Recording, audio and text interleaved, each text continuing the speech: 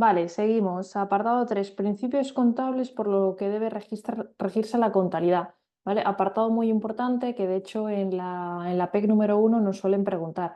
Nos suelen preguntar de forma práctica, ¿vale? Vamos a ver las definiciones para entender los conceptos y para poder luego aplicarlo a ejercicios prácticos. Vale, ¿qué son los principios contables? Son un conjunto de criterios, normas y procedimientos que, como decíamos en el vídeo anterior, van encarados a cumplir el objetivo de cumplir con o mostrar la imagen fiel del patrimonio, ¿vale? Entonces, estos principios contables son los que, digamos, a partir de estos principios se rige la contabilidad y nos marcan un poco el camino de cómo tenemos que contabilizar, registrar, valorar las operaciones para cumplir con estos principios contables, ¿de acuerdo? Hay un total de 6, los vamos a ver uno a uno. Primer principio, principio de empresa en funcionamiento. Vamos a ver un poco lo que nos define el plan general contable, nos lo define tal cual. Considera que, salvo fuera de lo contrario, que la gestión de la empresa continuará en un futuro previsible, por lo que la aplicación de los principios y criterios contables no tiene el propósito de determinar el valor del patrimonio neto a efectos de su transmisión global o parcial, ni el importe resultante, perdón, que aquí falta un espacio, resultante en caso de liquidación, ¿vale? Aquí, imagínate una empresa que sabe que durante el año siguiente se va a dar de baja o se va a vender. Aunque em, sepamos que va a pasar eso, tenemos que seguir aplicando, digamos, los criterios contables y los principios, igual como si la empresa fuera a seguir en un futuro, ¿vale? Por ejemplo, em, cuando se aplican estos criterios no van encaminados a calcular el valor de mercado de la empresa, ¿vale? Porque lo que hacemos es valorar, según el principio de prudencia, que lo veremos más abajo, ¿vale? Está aquí abajo, los elementos patrimoniales de una forma concreta, no para reflejar en el balance su valor de mercado, ¿vale? Por tanto, aunque tengamos intención de vender la empresa en un futuro próximo, vamos a tener que seguir aplicando los principios y criterios contables de la misma forma, entendiendo que la empresa va a continuar en un futuro, ¿de acuerdo? Vale, principio del devengo. Este es súper importante porque nos marca un poco, de hecho ya lo vimos en el curso de introducción a la contabilidad, el resto de principios, o los más importantes, nos marca mucho cómo tenemos que contabilizar los gastos y los ingresos, ¿vale? Este principio nos viene a decir que los ingresos y los gastos se tienen que contabilizar en el momento en que se produzca lo que se llama la corriente real, es decir, el momento en que se devengan esos gastos o esos ingresos, independientemente del momento en que se pague o se cobre el ingreso o el gasto, ¿vale? Esto nos implica, ¿vale?, tener que hacer muchas veces ajustes por periodificación, que lo vimos ya en el curso de introducción a la contabilidad, ¿vale? Por ejemplo, ejemplo típico, imaginad que el 1 del 7 del 2024 pagáis un seguro anual de 1.000 euros, ¿vale? Que os cubre del 1 del 7 del 24 al 1 del 7 del 25. Pues aquí tendríais que decir, vale, estos 1.000 euros, ¿cómo los contabilizo como gasto? Pues si aquí hay 6 meses hasta el cierre del ejercicio, 31 del 12 y 6 meses, pues el gasto, aunque se pague todo íntegramente en el año 2024, se imputará como gasto la mitad del año 2024 y la mitad del año 2025. ¿Sí? O sea, se tienen que hacer una serie de ajustes para cumplir con este principio del devengo, ¿vale? Por eso también, por ejemplo, cuando vendemos mercaderías y quedan pendientes de cobro, en el momento de hacer la venta se contabiliza el ingreso, ¿vale? Luego cuando se cobre ya se contabilizará que entra el dinero en el banco, o cuando se produce algún gasto que queda pendiente de pago, pues se contabiliza en el momento en que se produce ese gasto, ¿sí? Independientemente del momento del pago. Vale. Siguiente principio, principio de uniformidad.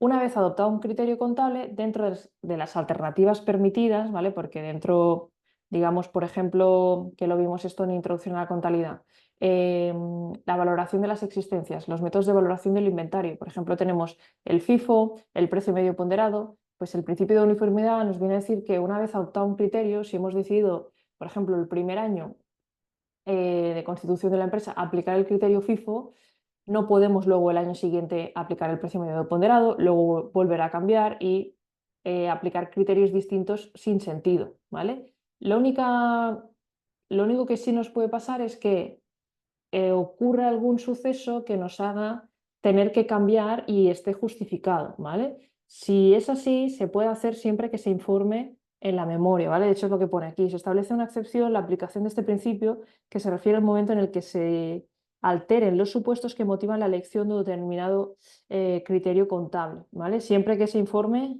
en la memoria, ¿vale? ¿Qué nos puede pasar aquí? Imaginad que compramos una máquina y decidimos aplicar una vida útil de 10 años y empezamos a amortizar y evidentemente los siguientes años lo amortizamos en función de esta vida útil. Pero que al cabo, por ejemplo, de 3 4 años salga una máquina nueva al mercado que haga que ésta quede obsoleta y se reduzca su vida útil y cambiemos los años de vida útil y por tanto el criterio un poco del gasto por amortización. ¿Vale? Pues se explica en la memoria el motivo que ha alterado este suceso pasado para que ha motivado, por ejemplo, elegir otro criterio contable o elegir otros años de vida útil. Vale. Luego, otro criterio, estoy poniendo en colores distintos, otro criterio muy importante, el principio de prudencia. ¿Vale? ¿Qué nos dice el principio de prudencia? Que a la hora de contabilizar nuestras operaciones debemos ser prudentes. ¿Vale? Entonces, ¿qué significa esto? Que las posibles pérdidas se tienen que contabilizar. ¿Vale? ¿Por qué? Porque somos prudentes, ¿sí? Y nos anticipamos y contabilizamos ya la pérdida, ¿vale? Ejemplo aquí, ¿cuándo nos pasa esto? Por ejemplo, cuando tenemos un cliente pendiente de cobro, ¿vale? Y tenemos dudas de que ese cliente, porque ha pasado la fecha del vencimiento y no nos ha pagado, y tenemos dudas de que nos vaya a pagar, ¿vale? Entonces, aquí no es una pérdida real, es una posible pérdida, porque igual no se acaba pagando, ¿vale? Pero en el momento en que se conoce esa posible pérdida, se tendría que contabilizar la pérdida por deterioro, que se hace esto, para contabilizar esta posible pérdida. Que luego no se acaba produciendo la pérdida, pues se hace la reversión. ¿Sí? Pero lo que nos dice el principio de prudencia al final es que las posibles pérdidas, para ser prudentes, se contabilizan. En cambio, los posibles beneficios no. ¿Vale? Es decir, si nosotros, por ejemplo, tenemos una máquina en nuestra contabilidad valorada en 10.000 euros, su valor contable es 10.000 y su valor realizable, que es el valor de mercado, es 15.000, aquí hay un posible beneficio, porque si vendiéramos la máquina ganaríamos 5.000, pero es un posible beneficio. Hasta que no se produzca la venta real y el beneficio real no se contabilizará. ¿Vale? Por tanto, este posible beneficio, como somos prudentes, no se contabiliza. En cambio, imaginad que el valor de mercado fuera 8.000. Aquí hay una posible pérdida de 2.000. Aunque no tengamos intención de vender la máquina, como existe una posible pérdida, en el caso de que quisiéramos, habría esa posible pérdida. Entonces sí que se contabiliza, porque somos prudentes y contabilizamos las posibles pérdidas. ¿De acuerdo? Vale, luego, principio de no compensación. Este principio nos viene a decir que no se pueden compensar entre sí cuentas de activo y pasivo entre ellas y cuentas de ingreso y gasto, ¿vale? Que deben figurar separadamente entre las cuentas, en las cuentas anuales, ¿vale? Ejemplo típico, imaginad que somos la empresa A, ¿vale? Epa, somos la empresa A y tenemos, quiero hacer una redonda, vale, no me sale. Bueno, es igual, somos la empresa A, ¿vale? Y tenemos un cliente al cual le vendemos los productos que nos debe, por ejemplo, nos debe 2.000 euros, ¿vale? Es una factura pendiente de cobro para nosotros, ¿sí? Y a la vez, por el motivo que sea, este cliente actúa también como proveedor, ¿sí? Y nosotros, por ejemplo, le debemos, de otra factura le debemos 3.000, ¿sí? Es decir, factura a pagar. Aquí lo que nos dice el principio de una compensación es que no se pueden compensar. No podemos decir si el cliente nos debe 2.000 y nosotros le debemos 3.000, pues reflejamos que hay una deuda por 1.000 y listo. No, no se puede compensar. Es decir, nosotros tendríamos que tener en la 430 en clientes un saldo a favor de 2.000 y por otro lado en la 400, es decir, esta misma empresa estaría reflejada en nuestra contabilidad como cliente y como proveedor, ¿vale? Como factura a pagar 3.000, como factura a cobrar 2.000. Si no se puede compensar entre sí, al igual los ingresos y los gastos. Si tenemos un ingreso y luego un gasto la misma cantidad, no se pueden compensar, se tienen que contabilizar en cuentas separadas con los importes correspondientes. Vale. Luego, principio de importancia relativa. Dice, se admitirá la aplicación no estricta o la no aplicación de algunos principios y reiterados principios y criterios, perdón, que está copiado mal esto. Principios y criterios contables cuando la importancia relativa de dicha no aplicación en términos cuantitativos y cualitativos no altere la imagen fiel. ¿Vale? Ejemplo de esto. Imaginad que compramos una calculadora de 20 euros. ¿Vale? Lo que nos dicen los criterios de registro y valoración es que la calculadora es un inmovilizado material porque nos va a durar más de un año, ¿vale? Nos va a durar varios años. Y por tanto, lo que nos dice los criterios de registro y valoración es que lo tendríamos que contabilizar como activo no corriente, ¿vale? Y por tanto, establecer una vida útil y amortizarlo a lo largo de los años, ¿sí? Es decir, imaginad una vida útil de 5 años, pues si dividimos entre 5, amortizaríamos 4 euros al año, ¿vale? Entonces, aquí fijaros, la no aplicación de este criterio, imaginaros que en vez de esto lo contabilizamos en el año en el que lo compramos, lo contabilizamos como gasto íntegro en el año que lo compramos por 20 euros. ¿Podemos hacerlo esto? Pues sí, porque en términos cuantitativos y cualitativos lo que cambia es si aplicamos lo que nos marca la contabilidad a nivel de criterios de registro y valoración del inmovilizado, tendríamos que darlo de alta como inmovilizado material, imputar 4 euros de gasto durante 5 años, o en vez de esto, si lo contabilizamos directamente como gasto. ¿Y por qué lo hacemos así? Porque hacerlo de esta forma implica varios asientos durante varios años, ¿vale? Amortizar cada año, al final, sí, implica más operaciones contables. Entonces, para simplificar, como no es una cantidad importante, lo podemos imputar directamente como gasto. De hecho, existe una cantidad límite. Ahora, a partir de los inmovilizados por valor inferior a 300 euros, se pueden imputar directamente como gasto. No es necesario darlos de alta como inmovilizado y hacer la amortización correspondiente. ¿Vale? Por tanto, este principio de importancia relativa nos viene a decir que podemos no aplicar estrictamente todos los criterios si el hecho de no aplicarlo no nos altere a nivel cuantitativo y cualitativo la imagen fiel, obviamente. ¿Vale? Vale, pues estos serían los principios que al final tenéis que entender un poco lo que significa y ya veréis que a lo largo de las PECs lo que haremos es aplicarlo a casos un poco más prácticos como los ejemplos que os estoy dando ahora. ¿Vale? Vale, vamos al apartado 4, que es la definición de los elementos que componen las cuentas anuales. ¿Vale? Luego ya en el último vídeo veremos los criterios de valoración. ¿Vale? Pensad que tenemos, cuando hablamos de elementos patrimoniales, hablamos de los elementos del balance, que son activos, pasivos y cuentas de patrimonio neto, y luego también elementos que aparecen en la cuenta pérdidas y ganancias, que son los ingresos y los gastos. Vale, pues el plan general contable en su primera parte, en el marco conceptual, nos define los elementos que componen las cuentas anuales. ¿Vale? Primero, los activos. Recordad que los activos eran el conjunto de bienes, derechos que tiene la empresa. ¿Vale? Entonces nos dicen, un activo es un bien, un derecho u otro recurso, tiene que cumplir una serie de condiciones o requisitos.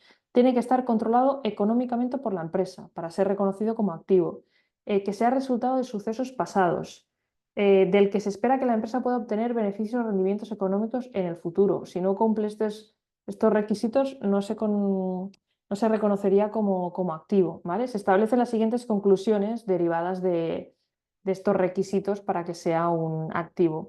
Pueden ser recursos tangibles, intangibles o financieros, ¿vale? Es decir, Ejemplos, pues mobiliario, maquinaria, elementos de transporte. Existencias serían bienes tangibles, simbolizado tangible, activo no corriente, intangibles, ¿vale? Es decir, aplicaciones informáticas, patentes, investigación, desarrollo o activos financieros, pues el hecho de tener invertido en acciones, en letras, etcétera. Vale, no podrán reconocerse como activos recursos que posea la empresa que no puedan controlar económicamente.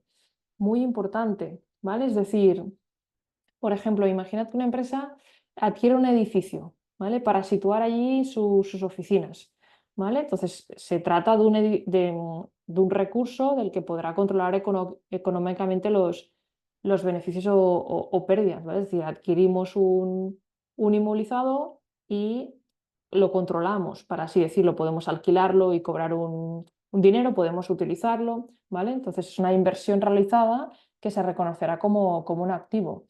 Pero imaginad que la empresa invierte formando a sus trabajadores, ¿vale? Eso lo podríais entender como un activo, como una inversión para la empresa, pero difícilmente podrá controlar los beneficios derivados de esta inversión, porque esos trabajadores pueden coger y el día de mañana irse a otra empresa, a no ser que tengan cláusulas muy, muy estrictas, pero bueno, al final es muy difícil controlar los beneficios derivados de esa inversión. Por tanto, la empresa no va a reconocer en su contabilidad las inversiones realizadas en formación de los empleados, ¿vale? Lo va a contabilizar directamente como gasto del ejercicio, ¿sí? Vale, no es necesaria la propiedad legal de un recurso para que éste se considere un activo de la empresa, ¿vale? El ejemplo típico es cuando la empresa firman contratos de arrendamiento financiero, que son los leasings, ¿vale? Esto implica que la empresa alquila, por ejemplo, un elemento de transporte durante pues 5 años. A nivel legal, el coche o el elemento de transporte no es propiedad de la empresa, pero por parte de la empresa hay un control del inmovilizado, del beneficio que genera, lo va a utilizar casi durante toda su vida útil, por tanto, se llega a reconocer, de hecho esto lo veremos en los siguientes módulos, se llega a reconocer como activo aunque no tengamos la propiedad legal de ese recurso, ¿vale? Vale.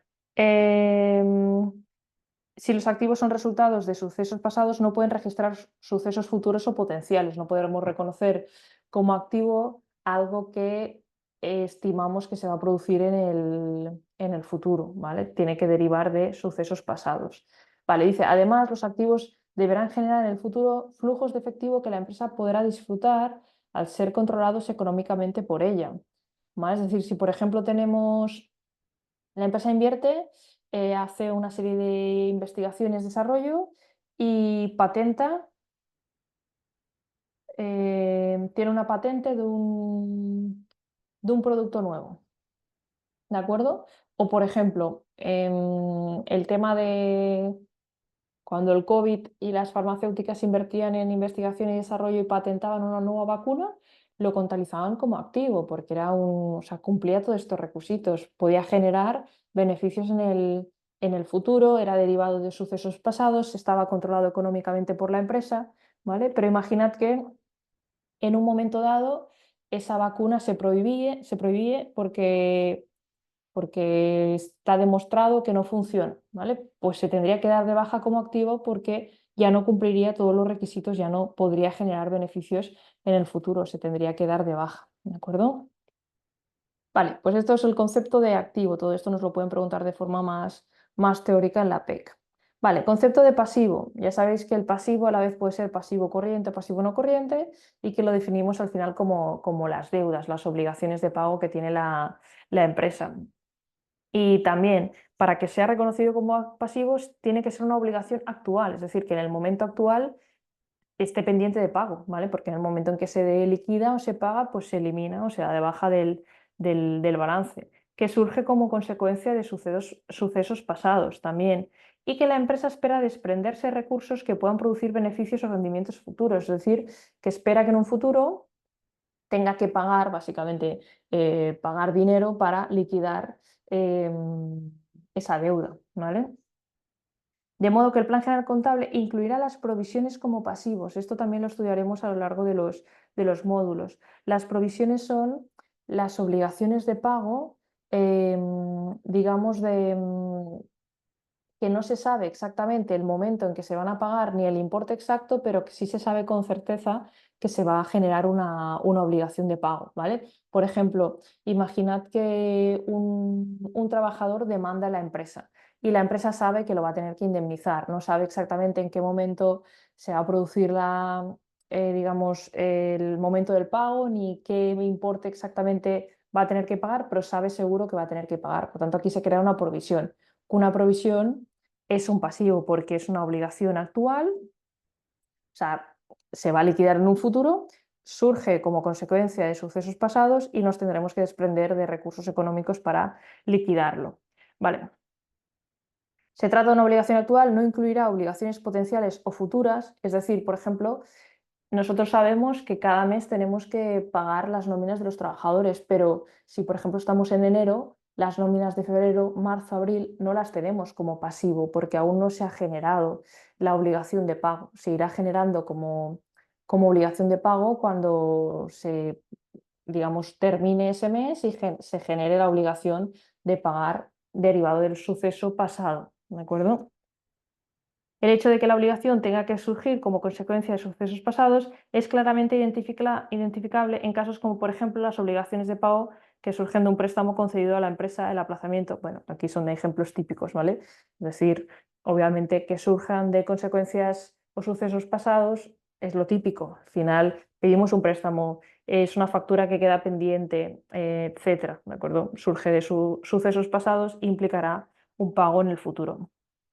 Un pasivo debe cancelarse mediante la entrega de recursos que incorporen beneficios económicos. Lo normal es que se cancelen con dinero que tenemos en el banco, que obviamente este dinero que tenemos en el banco lo podríamos haber invertido en otro sitio y que nos genere beneficios económicos, obviamente, ¿vale? A veces incluso se cancelan pasivos porque se convierten en acciones. Para cancelar un pasivo se le da acciones, estos son casos puntuales, pero la empresa digamos que se desprende de recursos que podrían generar beneficio económico, ¿de acuerdo?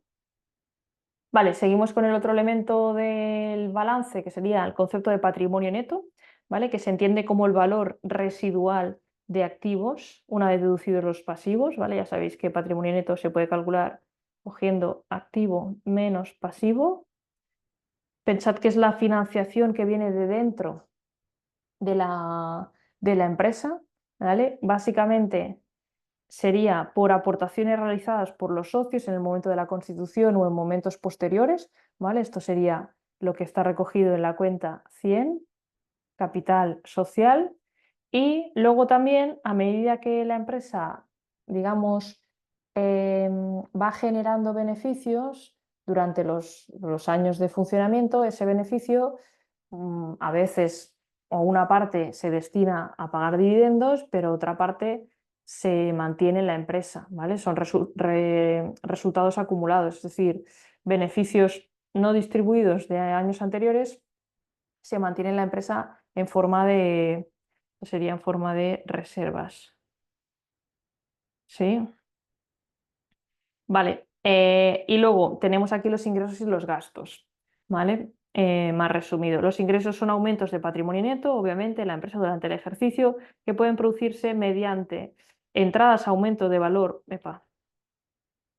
de los activos o disminuciones de pasivos siempre que no tengan su origen en aportaciones de los socios o propietarios, ¿vale? Pensad que cuando se registra un ingreso, los ingresos se registran siempre en el haber, ¿vale? Los ingresos contables se registran en el haber.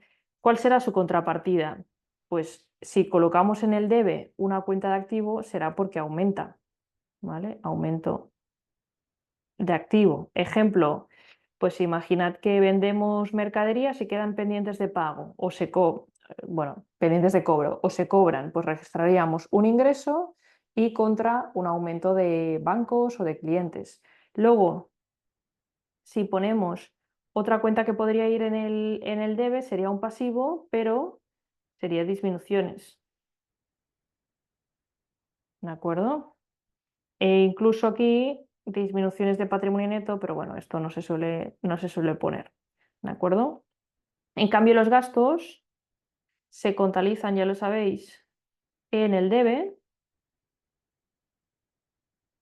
¿Y qué ponemos como contrapartida? ¿Qué podemos poner en el haber? Si ponemos activos es porque hay reducción de activo. ¿Vale? Ejemplo, pues incurrimos en un gasto que se paga, por tanto implica una disminución del dinero del banco o caja. O si ese gasto queda pendiente de pago, crecerá el pasivo, crecerá la obligación de pago. Sí, esto un poco por lógica serían las contrapartidas.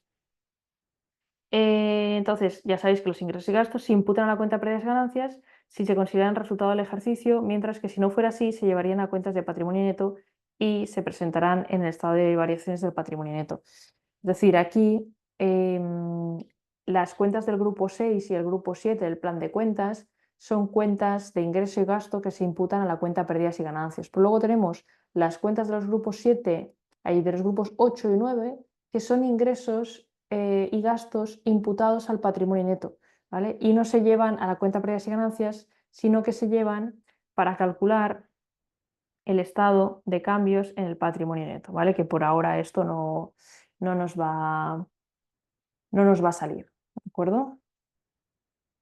Vale, y luego, vale, disculpad, el último punto antes de finalizar este vídeo, criterios de registro contable de los componentes de las cuentas anuales. Se trata del proceso para el cual se incorporan a los estados financieros de las cuentas anuales los activos pasivos, ingresos, gastos vistos anteriormente, ¿vale? Aquí, sobre todo, debemos recordar el funcionamiento, de hecho, aquí el funcionamiento de las cuentas contables, ¿vale? Es decir, los activos. ¿Cómo funcionan las cuentas de activo? Siempre aumentan por el debe, disminuyen por el haber. ¿Vale? Las cuentas de pasivo y patrimonio neto al revés. Pasivo más neto aumentan por el haber, disminuyen por el debe. Y luego las cuentas de ingreso, que de hecho esto en los vídeos recordatorios que os he subido está explicado, ¿vale? Con más detalle. Si no recordáis muy bien, en esos vídeos tenéis la explicación y ejemplos. ¿Vale? Los ingresos sí o sí siempre se contabilizan por el haber, porque en realidad son aumentos de patrimonio neto, y los gastos sí o sí se contabilizan por el debe, porque al final son reducciones de patrimonio neto. Los patrimonios netos disminuyen por el debe, aumentan por el haber, ¿vale? Entonces, dice, para que cualquiera de estos elementos, es decir, activo, pasivo, patrimonio neto, ingreso o gasto, se registre contablemente, deberá cumplir en primer lugar los siguientes criterios generales de reconocimiento. Cumplimiento de la definición del elemento correspondiente, es decir, para poder ser contabilizado como activo, pues tiene que cumplir estas condiciones, estos requisitos, primero, ¿vale? Luego, probabilidad de la obtención en activos e ingresos o de cesión en pasivos y gastos de beneficios o rendimientos económicos, que de hecho también está aquí puesto como requisito, ¿vale? Por ejemplo, pasivo, la empresa espera desprenderse de recursos. Activo, la empresa espera obtener beneficios de estos activos. Y, y sobre todo también muy importante que su valor pueda determinarse de forma fiable. Es decir, que podamos establecer un valor monetario a esa partida para poder contabilizarla y asignarle un valor, ¿vale?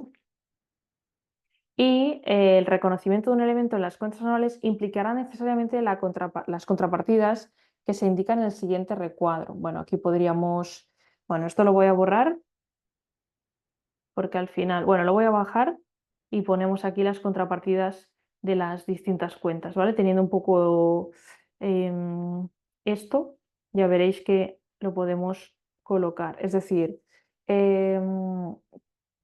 las contrapartidas de cuando reconocemos un elemento de activo. Pensad que cuando reconocemos un elemento de activo lo reconocemos por el debe, ¿vale? Cuando aparece con el debe. ¿Cuáles son las posibles contrapartidas que contabilizaríamos en el haber? Pues fijaros qué posibilidades tenemos en el haber. Aumento de pasivo o aumento de patrimonio neto, ¿vale? Es decir, estas partes de aquí. ¿Sí? En el haber contabilizamos o una disminución de activo o un aumento de pasivo o patrimonio neto o un ingreso. Esto al final, siguiendo un poco este esquema, ya lo podéis ver. Vale, de pasivos y patrimonio neto, ¿vale? Cuando reconocemos una partida de pasivo o de patrimonio neto, la reconocemos por el haber, ¿vale? La damos de alta por el haber. Por tanto, su contrapartida, ¿sí? Si la reconocemos por el haber, su contrapartida tiene que ir en el debe, ¿vale? ¿Qué podemos reconocer en el debe? Pues un aumento de activo, una disminución de pasivo, patrimonio neto o un gasto, ¿vale? Aumento de activo, disminución de pasivo o patrimonio neto o un gasto, ¿sí? Y bueno, y siguiendo esto, pues un poco el resto. Es decir, al final esto si aplicamos los conocimientos del método de la partida doble y los elementos de las cuentas anuales, de cómo funcionan básicamente esto, pues un poco ya veis cuál es la contrapartida. Pensad que en un asiento contable mínimo tiene que ir una cuenta en el debe, otra cuenta en el haber. Por tanto, si en el debe, por ejemplo, ponemos un aumento de activo, pues sí o sí en el haber se tiene que registrar o una disminución de activo o un aumento de patrimonio neto o un ingreso. ¿Sí? Son las únicas opciones que tenemos de contabilizar en el haber. Básicamente esto, ¿vale? Vale, pues venga, vamos a parar el vídeo y la última parte, que son los criterios de valoración de los componentes de las cuentas anuales, que ya veremos ejercicios de forma más práctica de calcular, ¿vale? Lo vemos en el último vídeo. ¿De acuerdo? Saludos a todos.